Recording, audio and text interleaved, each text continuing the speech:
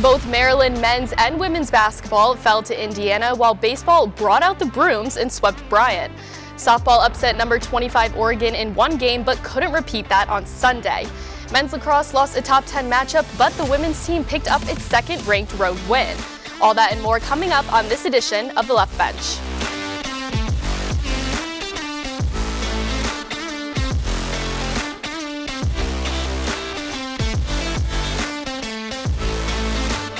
Just trying to take it all in. Last time on this floor.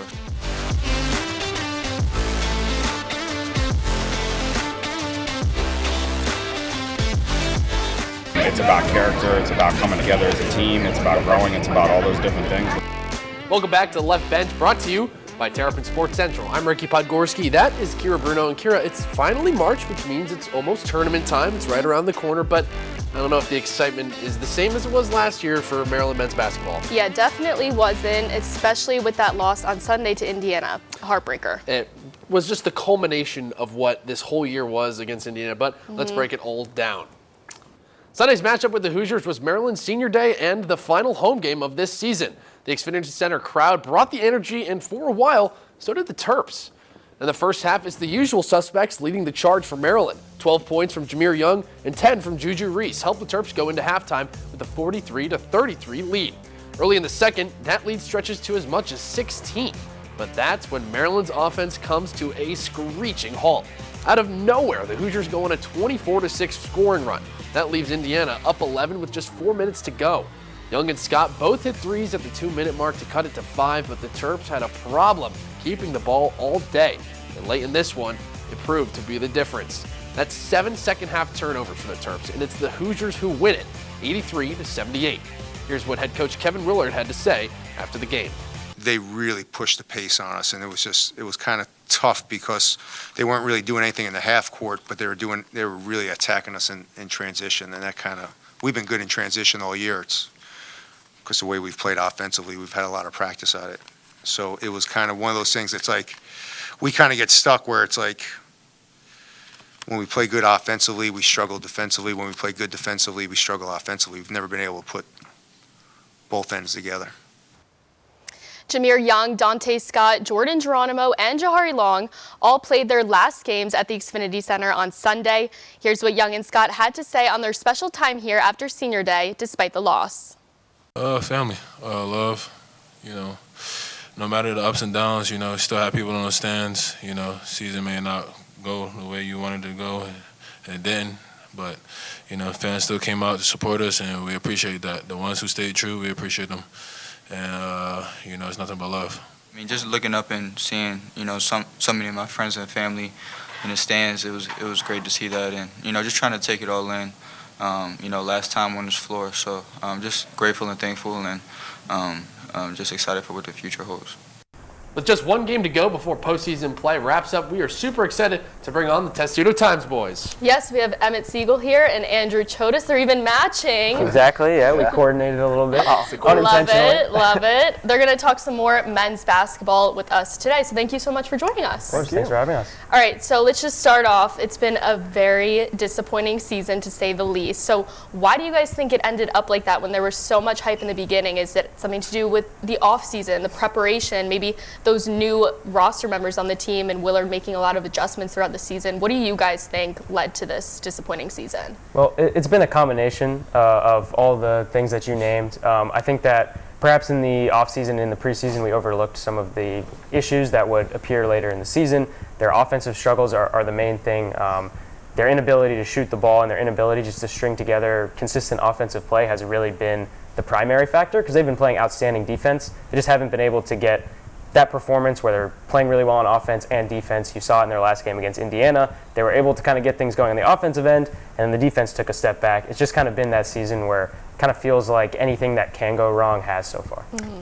Yeah, I think like Emmett said, it feels like anything that could go wrong has gone wrong. But for me, the X factor has been their inability to close out games. They're 1-10 in games decided by 5 points or less, which almost seems like an inconceivable stat. When you look at it, I think what I told Emmett before is that good teams find a way to win. and not so good teams find a way to lose, and Maryland's consistently finding ways to lose this season. Let's talk a little bit about the last game of the regular season on Sunday against Indiana. Last game of the regular season at Xfinity Center. Indiana went on a 39-13 run to close that one out. What happened against Indiana for the Terps to lose a lead that badly? Well, what Kevin Willard said after the game was that it was all about transition. And I don't totally disagree with him, is that Maryland really struggled to get into its defensive sets that have given it so much success this year. It struggled to make shots, and that's really what it all comes down to with this team is when they're not making shots, they can't establish their press, which means they can't fully establish their defense. And that just led to Indiana kind of catching fire. Mackenzie Mbako really caught fire in the second half. Khalil Ware was a force both on the offensive and especially on the defensive end, clogging up that paint. They just really gave Maryland all sorts of issues, and especially when you're at home and the frustration builds with the home crowd, that can really spiral, and it just felt like Maryland lost all the momentum and lost a lot of confidence. Yeah, speaking of transition, every single time Indiana got the ball, they just attacked downhill, and Maryland had no answer. Indiana at one point made 12 straight field goals, and that gave them their first lead since the opening minutes of the game. But like Emmett said, when you miss 17 threes and Maryland can't establish their press, Indiana just had the ability just to storm down the court and ultimately, put up 50 points in the second half. And then, so on Sunday, they play Penn State to close out the regular season. And then now we can start looking to the postseason. Andrew, you'll be in Minneapolis for the Big Ten tournament. Obviously, they play that first day now on Wednesday. So what are kind of your predictions with this tournament and how it's going to play out? Well, what I think is going to be really difficult for Maryland is, like I mentioned before, that they've really struggled in close games. And when you talk about March, in the conference tournaments, close games happen a lot. And if Maryland continues the theme of really struggling late in games, I think it's going to be an early exit for them. Right now, it seems like they're probably going to be the 13th or 12th seed out of 14 teams. Potentially a matchup against Ohio State, who they lost to earlier in the season, a team against Rutgers, who they split 2 games against. So I think it'll be a really interesting couple days, or maybe even one day. And then what about, maybe Emmett, you want to answer this one? NCAA tournament, obviously. We have a little lap there. Obviously, that's kind of the thought process that a lot of people are thinking. They have to win five straight games. So what are you thinking about that? Are they going to make it? Are they going to do it? Well, their only path to the NCAA tournament at this point, and it's been this way probably for a couple weeks now realistically, is they have to win the Big Ten tournament. Maryland's never won the Big Ten tournament since it's been in the conference. I'm not sure it's ever even played in the finals.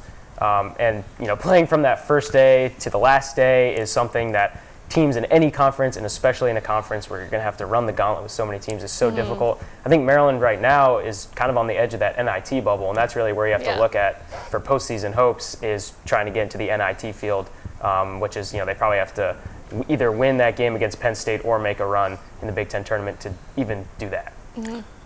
Yeah, no, it seems like Maryland is probably going to have to either win against Penn State and get 1 or 2 wins in the Big Ten tournament to get to the NIT. A lot of predictions coming out this week had Maryland as one of the last 4 teams out, one of the final teams in for the NIT. So obviously, end of the season, there were hopes of maybe advancing to the Sweet 16, having a run in the NCAA tournament.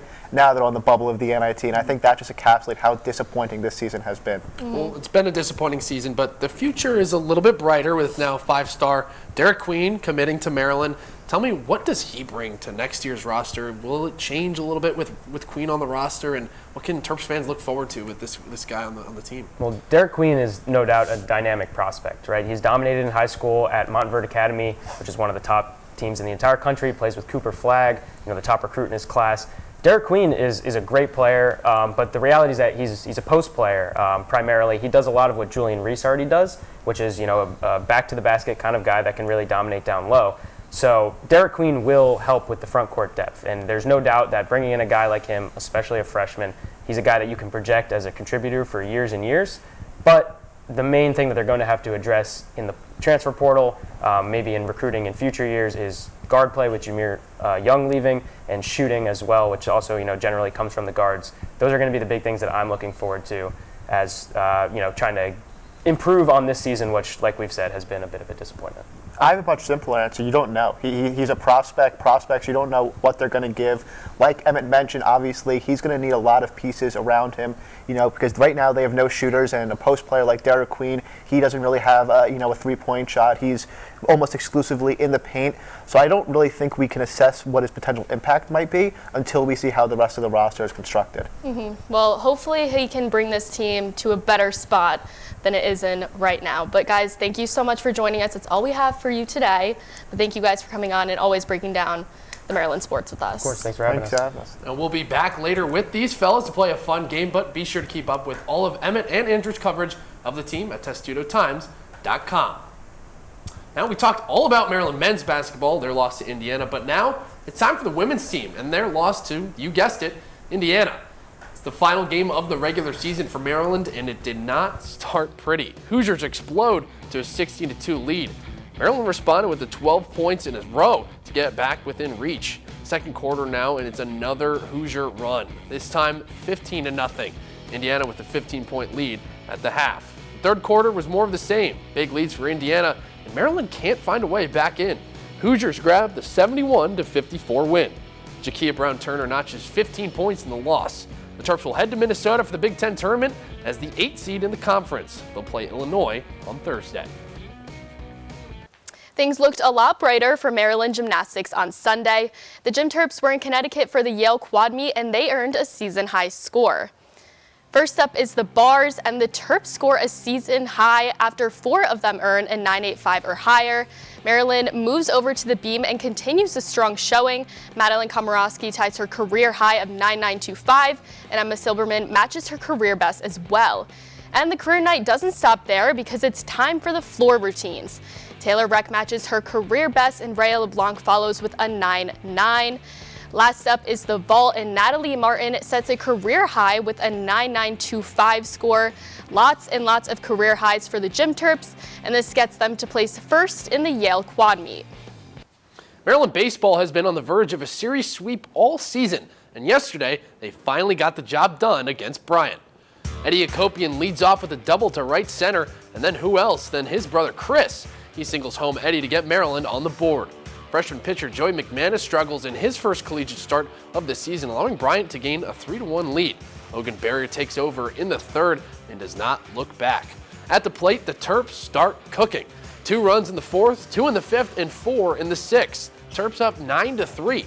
The Bulldogs cut the lead to 2, though, scoring 4 runs in the top of the seventh. But Elijah Lambros and Jacob Orr iced the game, finding their way home and extend the lead and secure the 11-7 victory and the series sweep.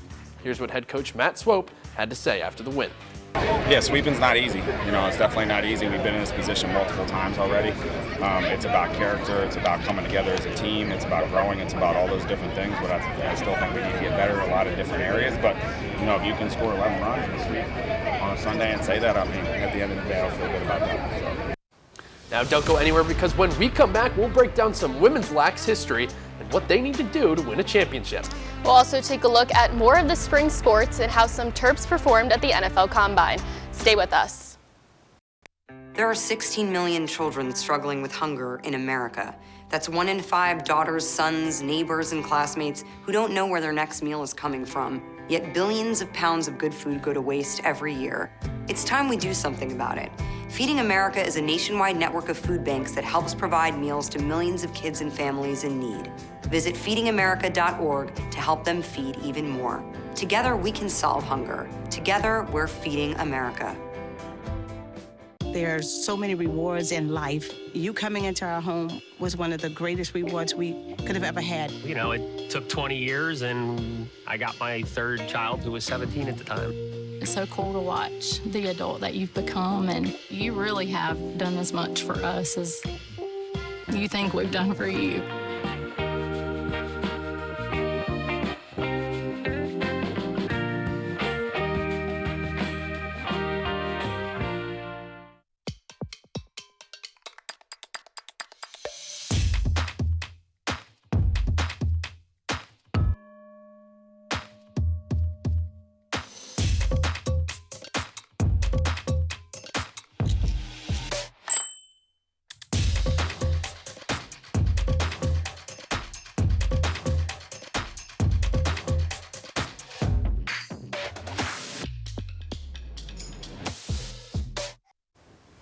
Welcome back to the Left Bench, brought to you by Terrapin Sports Central. Ricky Podgorski, Keara Bruno. Keara, Maryland women's lax got a signature win on Saturday. Yeah, they did. And a top 10 win in any sport is huge, and that's what Kathy Reese and her team found in Denver. Their win in Denver made it the Terps' second-ranked road win, but it was no easy task. Less than 2 minutes in, Denver scores the first goal, but in come the Terps with 3 straight goals after taking the lead. Then the teams are trading goals, and the Terps go into halftime with a 7-5 lead. Started the third quarter, and Denver scores another, but then Maryland with another 3. One is from Victoria Hench, giving her a hat trick, the 4th of her career. The Pioneers get a free position goal in the final seconds, but still trail the Terps by 3. Now moving to the fourth quarter, and let's give Denver one more goal. But Maryland's stellar defense holds them scoreless the rest of the way, and they take the 10-8 win. And even after the win at Denver, expectations for this year's Maryland team are still way higher than a top 10 win in the first week of March. TSC's Ryan Martin is in Studio B to tell us why it's now or never for an impactful group of Terps to find their long-awaited postseason success. Ryan? Yeah, guys, Maryland women's lacrosse may have an upcoming problem on its hands. The nation's leader, with 14 national championships, haven't won a title since pre-COVID. And with 2024 being the last year of the NCAA granting athletes an extra year of eligibility from the pandemic, as you said, Ricky, it's now or never for a rare group of Terps. 13 Maryland seniors and graduate students are a few weeks into their final season of eligibility as a Terp, and are looking to avoid becoming the first Maryland women's lacrosse graduating class to not win a national championship since 2009. Yes, it's been 15 years since a class has left College Park without a title. Now, these 13 Terps have combined for 410 collegiate starts and 14 All-Big Ten selections. So let's dive into what makes this group so special. It all begins on the draw with reigning Big Ten midfielder of the year, Shaylin Ahern. With almost 350 career draw controls to her credit, the 3-time All-Big Ten honoree is one of the country's best at winning possession and setting up her attackers. Once the draw is won by Ahern, it feels like it's always the upperclassmen trio of Eloise Clevenger, Libby May, and Henna Lou Becker who take over for the offense. The 3 Terps have combined for 413 collegiate goals and 564 overall points, being a mainstay in Maryland's production since getting to College Park. When it's not the trio scoring, look for the defense to keep being a focal point for this group of Maryland seniors and graduates. 2-time Big Ten Goalkeeper of the Year Emily Sterling is back in the cage for her final season. And boy, does she have a talented addition in front of her. Megan Ball has transferred over from Rutgers, and the former conference foe has already made an impact during her lone season in College Park. A 2-time All-American and the reigning Big Ten Defender of the Year, Ball leads the Big Ten this year with 13 ground balls and 11 caused turnovers. Ball now joins Sterling, Ahern, and Clevenger on this year's watch list for the Women's Lacrosse Tuaraton Award, given annually to the best player in collegiate lacrosse. Now, all 4 of those graduates on the watch list won't be on the roster a year from now, but the group does have younger reinforcements ready to help get Maryland back to the top. Sophomore Corey Edmondson and Maggie Weissman have each come further into their own on the attack, alongside freshman Maisie Clevenger, taking the pressure off of senior contributors. Let's start with Edmondson, the #1 recruit in the 2022 class, who's now tied for the Maryland lead with 9 goals this year. An All-Big Ten second-team selection last year, Edmondson has worked in well alongside Clevenger and Weissman. Eloise's younger sister, Maisie Clevenger, was the only Terp to have multiple goals and assists through Maryland's first week of regular season action, and has stayed a strong presence off the bench. And next to Clevenger, Weissman has done her damage from a reserve role as well, being one of just 2 Terps off the bench with multiple goals in 2 of Maryland's last 3 outings. And guys, Maryland Women's Lacrosse will continue its title quest this Wednesday at William & Mary before hosting James Madison in a huge rematch of last year's 1-goal NCAA tournament game. So look for diverse contributions to continue for Maryland as the Terps try to deliver for their seniors before it's too late. Back to you guys. Yeah, thanks, Ryan. And this is a really solid team this year, I think, and with all of the experience they have, a lot of the returners, a lot of the older girls, so I think they have a good chance of getting it done and maybe winning the whole thing. And championship teams in any sport have veteran players, and like Ryan said, those veterans are really going to have to show up this season to get it done once and for all. Yep. Now, another top 10 matchup. This time, it's Maryland men's lacrosse. They took on Notre Dame, the reigning national champs, in South Bend. Daniel Malt starts the scoring in this one, but the Irish respond with 4 unanswered. Eric Molliver scores in the final seconds of the first, Terps down 4-2. The second is a Notre Dame show. They extend to a 4-goal lead going into the break. That's the largest deficit Maryland has seen all season. The Irish continue an aggressive push, up 11-6 into the final frame. Maryland closes the gap just a bit, but it's too little, too late, as the number 6 Fighting Irish upset number 3 Maryland 14-9, handing the Terps the first loss of the season. Maryland tennis is hot lately, and the Terps are riding a 4-game winning streak with a win this weekend against Memphis, and they aren't just squeaking by, they're controlling the court. Both double pairs with Maria Budin and Minorca Miranda, then Selma Kadar and Callista Liu fall early in both respective matches to the Tigers. Both duos, though, find the momentum and secure the first point for the Terps. In singles, Miranda again with an excellent outing. She gets another quick point on the board for Maryland. The rest of the Terps keep the train chugging in the final singles matches as Maryland takes down Memphis 5-2.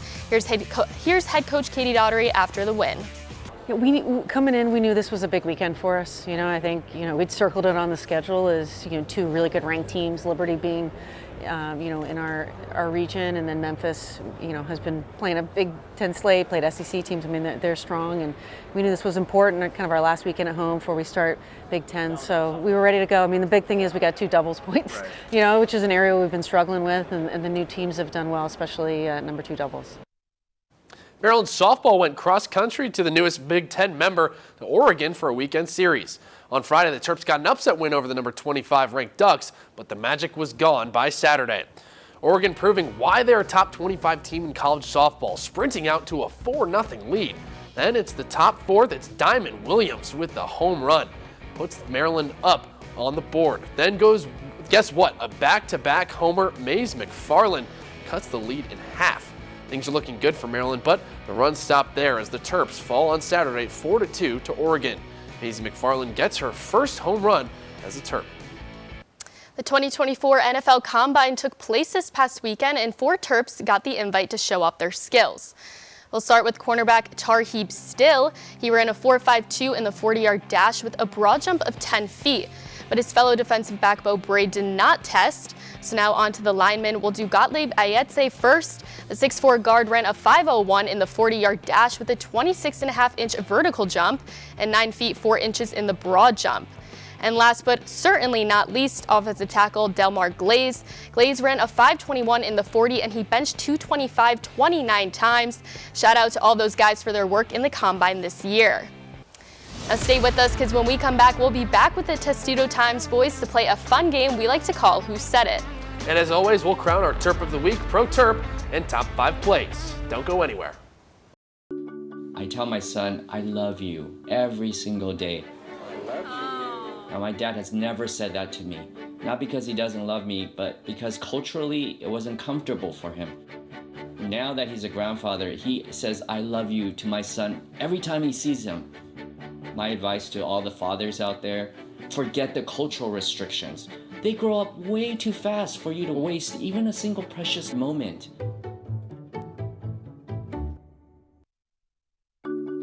I tell my son, I love you every single day. I think I finally found. Hey, how you doing? Hey, Mason. Hey, Mason.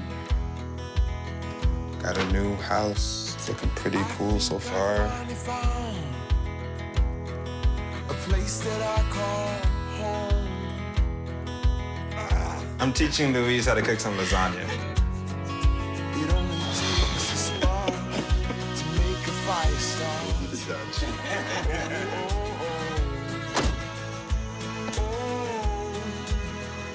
Thank you. Study, please.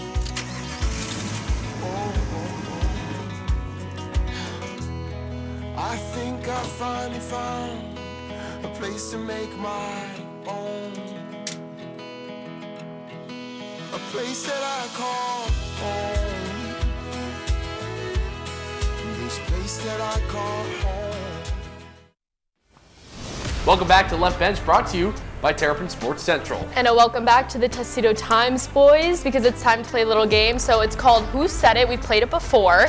Nate, one of our producers, picked out a bunch of quotes from the men's basketball team. So it can be either from Willard or players, and we're all going to try and guess who said it.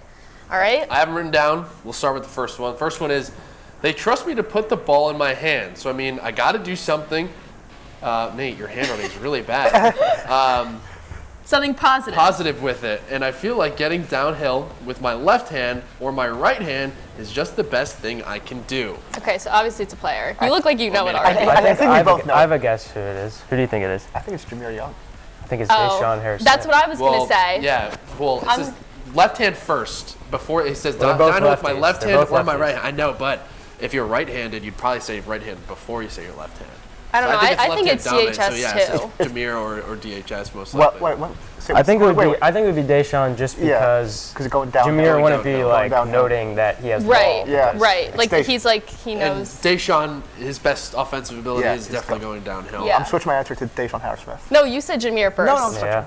I think Deshaun. I also think it's Deshaun. All right, let's switch to our bird dog view over here.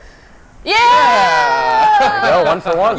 You don't count because you Deshaun, said 1 for 1. Jameer. All right, let's go to the next one. I Next heard a quote. left and I immediately said, "Oh, Jameer Young." We missed 7 wide open threes in the first half. Oh. So I don't know how much more we can do when you can't get a wide open shot. Okay, I think Willard. 1, 2, 3. Kevin Willard. Willard. Control room. Yeah. That was pretty easy. That one was an easy We're one. off to a good start. I know, we're doing pretty well, guys. You guys are on. Yeah, that's right. Let's go to number 3. I feel like that showed a lot about our character, especially being on the road.